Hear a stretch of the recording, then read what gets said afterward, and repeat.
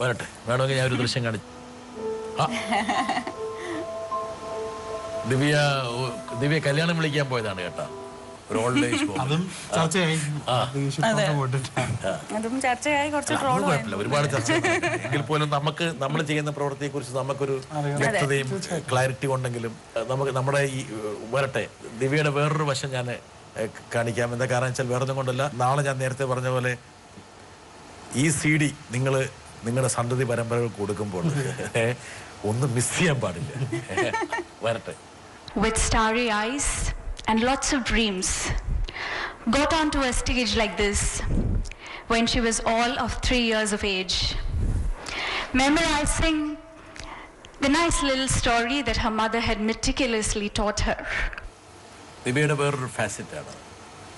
എന്താണ് പിന്നെ ശബരി, മതിപ്പ് കൂടി വരുവാണോ?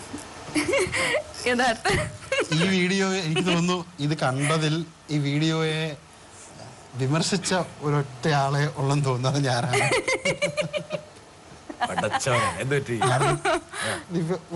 എന്താണ് ദിവ്യ ശബരി വിമർശിക്കാൻ കാരണം?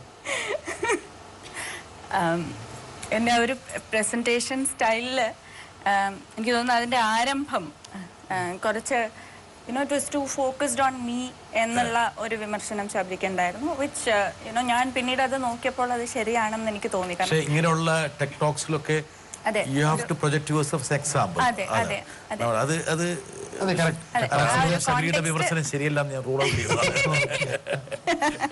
ഞാൻ നിങ്ങളുടെ ഒരു മൂത്ത സഹോദരന്റെ സ്ഥാനത്ത് നിന്നുകൊണ്ട് ഞാൻ വീറ്റോ ചെയ്തു. എന്താ കാരണം എപ്പോഴും നമ്മളൊരു എക്സാമ്പിൾ ആയിട്ടാണ് നമ്മൾ സംസാരിക്കുന്നതിനേക്കാൾ പ്രധാനം നമ്മളെയാണ് നമ്മൾ പ്രസംഗിക്കുന്നത്. അതാണ് അങ്ങനെയുള്ള ടോക്കിൽ എപ്പോഴും. എന്നാലും എനിക്ക് ഞങ്ങൾ നേരത്തെ ഒരു ചടങ്ങിൽ പങ്കെടുത്തപ്പോഴും പറഞ്ഞൊരു സംഭവമായിരുന്നു. ശബരി എന്നോട് എപ്പോഴും പറയുന്ന ഒരു കാര്യമാണ്, നീ വലിയ സർവജ്ഞപീഠം കയറി എന്നൊന്നും വിചാരിക്കണ്ട, അവിടെ താഴെ നിന്നാൽ മതി എന്നുള്ള ഒരു. അപ്പോൾ ആ ഒരു തോട്ട്, ആ ഒരു ചിന്ത ശബരിയുടെ മനസ്സിലും എന്നുമുണ്ട്.